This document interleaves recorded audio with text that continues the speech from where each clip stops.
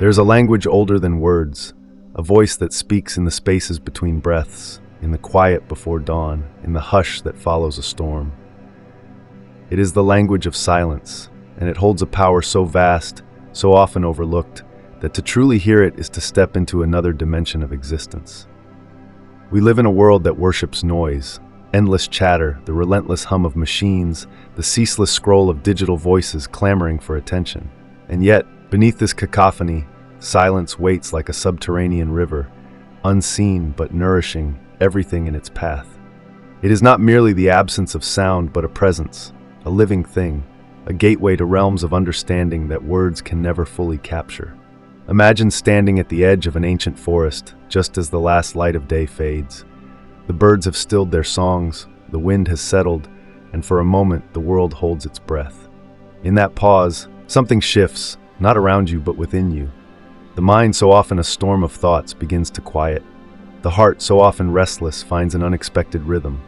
This is the first whisper of silence's power. It does not impose but invites, does not demand but opens. It is the space where the soul remembers itself. For centuries, mystics and sages have spoken of silence as the womb of revelation, the soil in which wisdom grows. The Buddha sat beneath the Bodhi tree in silence, and there he awakened. Jesus retreated into the desert's quiet, and there he wrestled with divinity. Rumi wrote of silence as the root of everything, the place where love and understanding merge into one.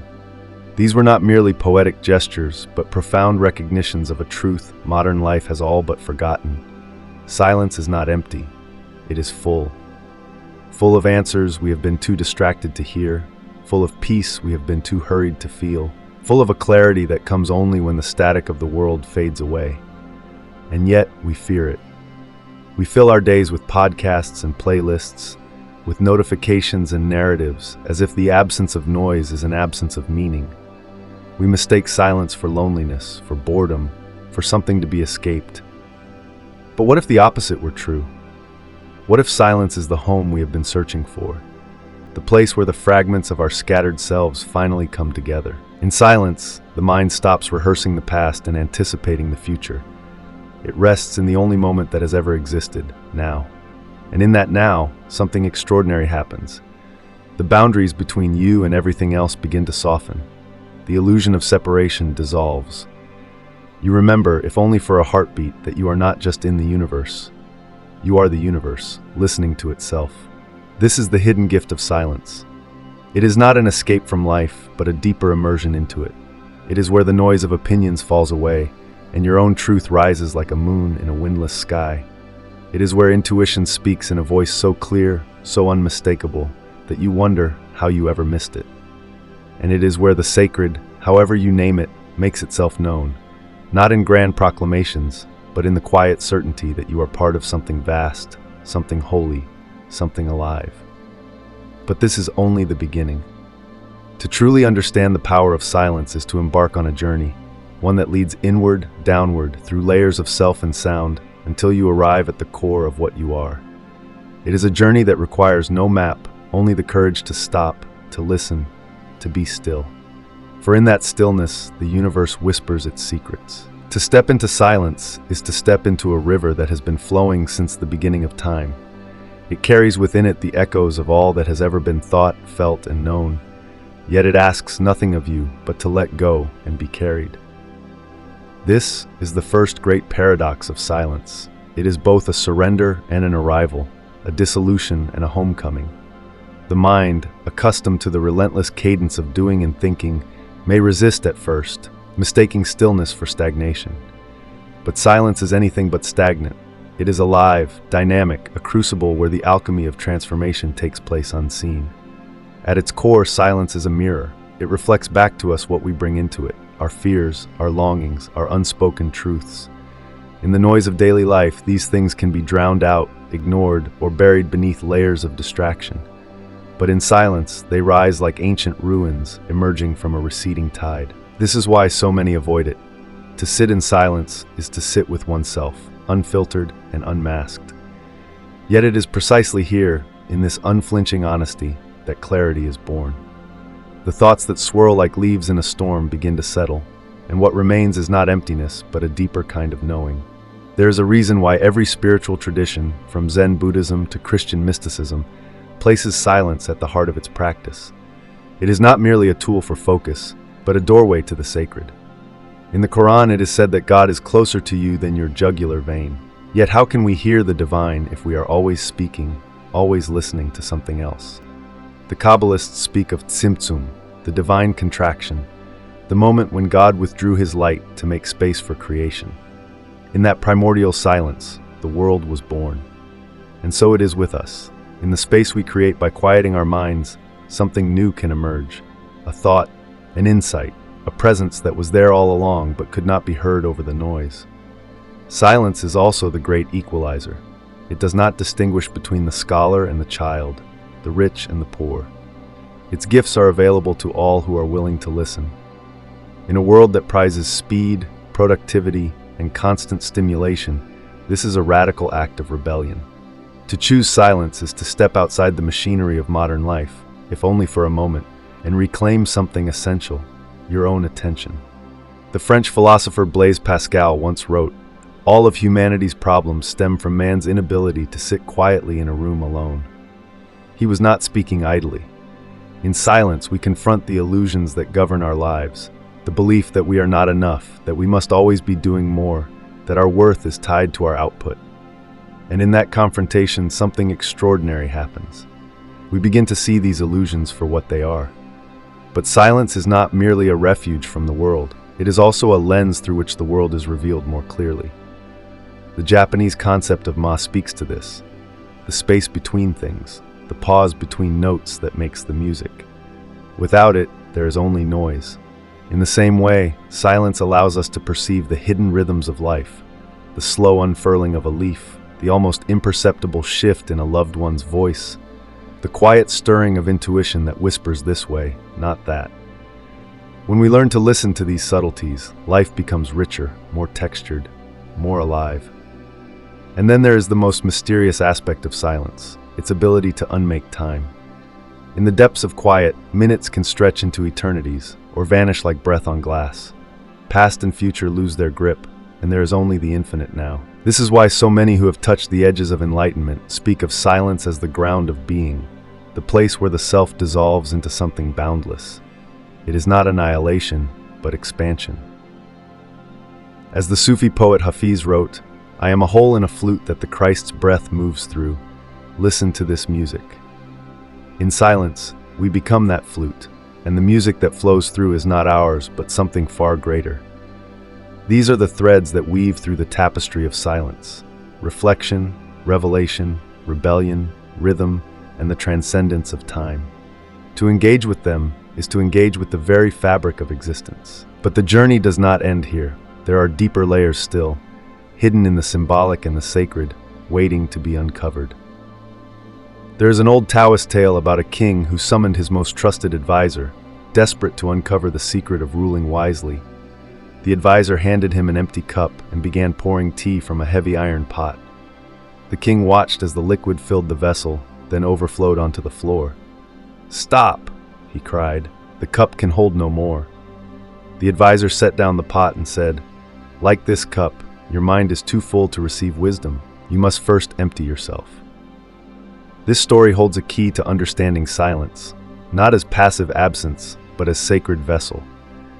The empty cup is not a void, but a space of potential. It is the hollow reed through which the divine breath sings, the womb of darkness before creation stirs. Across cultures and centuries, silence has been encoded in myth and symbol, not as nothingness, but as the fertile ground from which all somethingness emerges. Consider the Navajo concept of Hojo, the cosmic harmony that exists when all is in balance. It is said that Hojo is most accessible in the spaces between words, in the pre-dawn stillness when the world is suspended between night and day. The Navajo night chant ceremony uses carefully orchestrated silences as vibrational medicine. Believing these pauses allow healing energies to rearrange the unseen fabric of reality. Here, silence becomes a loom on which the universe reweaves itself. The ancient Egyptians depicted the god Thoth, keeper of divine wisdom, with finger pressed to lips, not an admonishment to be quiet, but as an invitation to enter the mysteries. Their temple initiations involved prolonged periods of sensory deprivation in underground chambers, where initiates would confront the voice of the silence. What emerged from these ordeals were not answers, but deeper questions, the kind that reshaped the soul. In the Christian mystical tradition, St. John of the Cross wrote of the dark night of the soul, that terrifying yet transformative passage where all familiar landmarks, including the comforting voice of God, disappear. What remains is a silence so absolute it becomes luminous. This is the alchemical paradox. When all is stripped away, what remains is everything. The Zen masters call it mu, the sacred emptiness that is paradoxically pregnant with 10,000 things. Modern physics echoes these ancient intuitions. Quantum vacuum fluctuations reveal that what appears as empty space actually crackles with potential energy, virtual particles blinking in and out of existence. The silent spaces between atoms, between stars, between thoughts, are not voids but cauldrons of creation. In this light, the meditative practice of observing the gap between thoughts takes on cosmic significance. Each moment of inner silence becomes a microcosm of the universe, birthing itself anew. There is a powerful Jewish midrash about the giving of the Torah at Mount Sinai. It says that when God spoke the commandments, the entire world fell silent. Birds stopped singing, winds stilled, even the angels held their breath. But the divine voice did not come as thunder. It came as a still, small voice, Vamadaka, that could only be heard in the depths of the heart. The commentary suggests an astonishing idea. The revelation wasn't in the words themselves, but in the silence between the words. The white space around the black letters held the true teaching. This insight reverberates through spiritual traditions worldwide. The Buddhist Heart Sutra declares, "Form is emptiness, emptiness is form," not as nihilistic statement, but as recognition that the container is as sacred as the content. Japanese artists practice yohaku no bi, the beauty of blank space, understanding that what is not painted is as vital as what is. In the same way, the silences between our words, between our actions, between our breaths, are not interruptions in the symphony of life, they are its very rhythm section. Perhaps the most poignant symbolic narrative comes from the indigenous Australian concept of dediri, deep inner listening.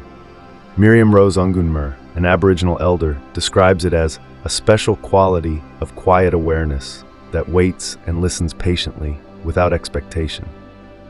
Dediri is compared to the way a hunter waits motionless for hours, becoming part of the landscape until the kangaroo no longer senses him as separate.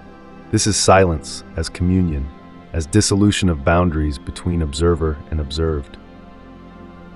These symbolic narratives all point to the same profound truth.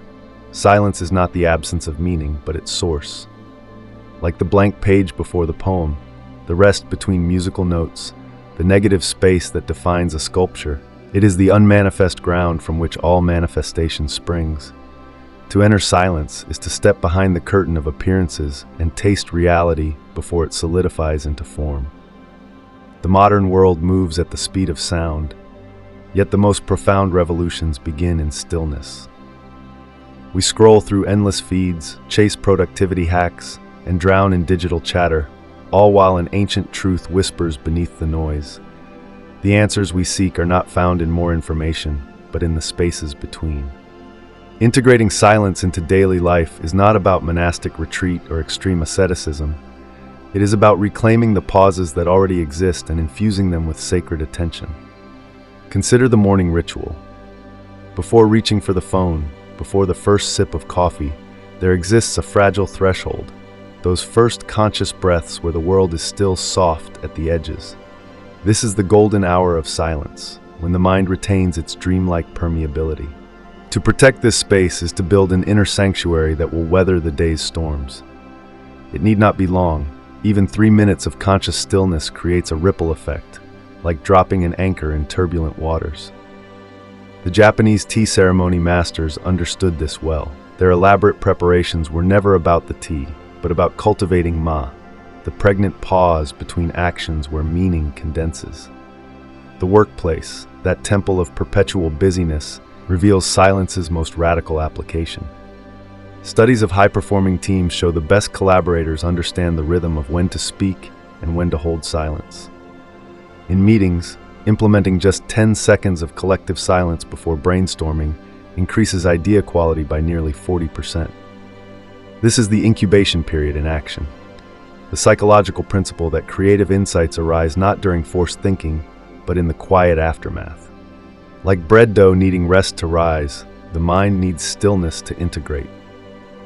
The most innovative companies are beginning to institutionalize this wisdom, designing quiet pods and silent walking paths where employees can step out of the thought stream and return with clarity. Relationships, too, are transformed when silence becomes an active presence rather than an awkward absence. The psychologist Carl Rogers revolutionized therapy with his concept of unconditional positive regard, the practice of holding silent, non-judgmental space for another's truth to emerge. This same principle applies to any meaningful connection. When we resist the urge to fill every gap with advice or reassurance, we allow the other person's authentic voice to find its way to the surface. The Finnish people, renowned for their comfort with silence, have a saying, "Words are silver, but silence is the gold that holds them together." Even in the digital realm, strategic silence becomes a superpower. The act of pausing before responding to a provocative message, what tech ethicists call the sacred scroll delay, can prevent countless misunderstandings. Some forward-thinking email platforms now include contemplation mode, which forces a 60-second silence before sending. These small interventions honor a fundamental truth. Reaction is the language of the ego, while response emerges from the depths of considered silence. For those navigating trauma or grief, silence takes on medicinal properties. Neurological research reveals that intentional silence stimulates the vagus nerve, activating the body's natural relaxation response. Unlike forced positivity or rushed moving on, therapeutic silence creates a container where pain can unfold at its own pace. The hospice worker's art of sitting with, rather than fixing, demonstrates this powerfully. Sometimes the most healing presence is one that honors what words cannot reach. Urban design is beginning to reflect this understanding. Copenhagen's silence benches, Zurich's noise-mapped quiet zones, and Tokyo's underground meditation pods all testify to a growing recognition. Cities need sanctuaries of stillness as much as they need transportation grids. These are not luxuries, but public health infrastructure. Just as parks provide oxygen for the lungs, silent spaces provide breathing room for the psyche in an overstimulated world. The most practical application may be in education. Montessori classrooms have long used silence games to help children discover their inner observer. Now, cutting-edge programs are teaching contemplative computing, the art of alternating between focused work and deliberate digital silence. Students who practice even brief attention resets show marked improvements in emotional regulation and critical thinking. This suggests a revolutionary approach to learning, that true education balances the acquisition of knowledge with the cultivation of inner space in which to process it. At the societal level, silence emerges as an antidote to polarization. The Quaker practice of clearness committees, where community members sit in silent discernment before responding to conflicts, demonstrates how shared stillness can dissolve entrenched positions. In an era of reactive hot takes and performative outrage, the simple act of instituting a silent period before discussing contentious issues could recalibrate entire discourse ecosystems. These applications all point to one transformative realization. Silence is not withdrawal from life, but a more intimate engagement with it. The musician knows the rests are part of the composition.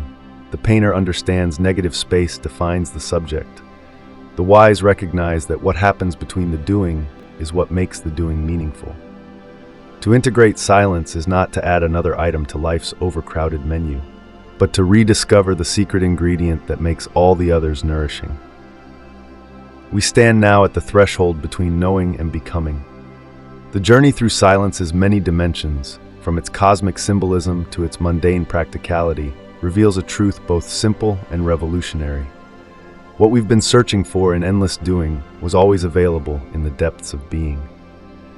Silence is not merely a tool or a technique, but a homecoming to the fundamental reality that precedes and underlies all experience. Like the ocean beneath waves, it is both the source and the destination. The modern world has conditioned us to fear emptiness, to equate stillness with stagnation and quiet with absence. But every spiritual tradition, every breakthrough in neuroscience, every moment of genuine creativity whispers the opposite. In silence, we touch the infinite. The mystics were right. God, or the universe, or pure awareness by whatever name, speaks most clearly in the space between words. The scientists confirm it. Those neural default mode networks activate most profoundly when we stop trying. The artists prove it. Their greatest inspirations come unbidden, in moments of receptive quiet. This is not philosophy to be debated, but reality to be lived. The call now is not to understand silence, but to let it understand you, to allow its mirror to show you where you've been hiding from yourself, its vastness to dissolve your imagined limitations, its wisdom to realign you with life's deepest rhythms. The transformation silence offers isn't about adding anything to your life, but subtracting everything that isn't essential until only the truth remains. Begin where you are. Let your next exhale be the first sacred text you truly study. Notice the spaces between your thoughts like an astronomer mapping dark matter, the invisible substance holding the visible universe together. When the world's noise feels overwhelming, remember, you are not resisting the storm, you are the sky that contains it. Each moment of intentional silence is an act of rebellion against the tyranny of busyness, a vote for a different way of being human. The invitation stands. Will you meet life from that place of inner stillness where all wisdom arises? Will you become the silence you wish to see in the world? The gate is open, the path is clear. All that remains is to take that first sacred step into the quiet, into the depth, into the truth that has been waiting all along in the space between your breaths. The journey ends where it began, not in conclusion, but in commencement. The power of silence was never hidden. We simply forgot how to look. Now that you remember, the choice is yours, to return to the noise or to live from that unshakable quiet where the soul remembers its name.